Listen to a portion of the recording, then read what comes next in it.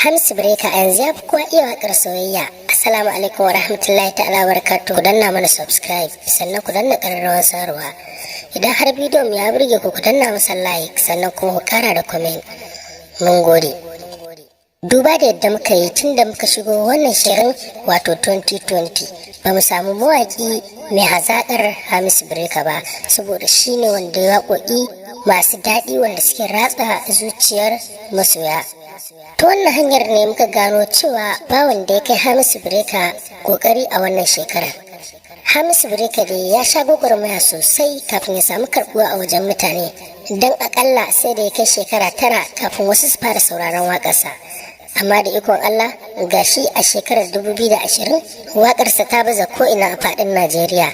Waƙar da ta fara daga Hamisu Breaker ita ce cikin dare ita ce ta fara daga Hamisu Breaker.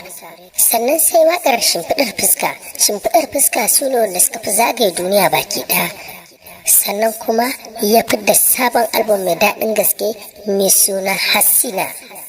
A yanzu haka kuma ya zanzara sabon waƙoƙi irin su Jaruma, So ne da kuma sauran.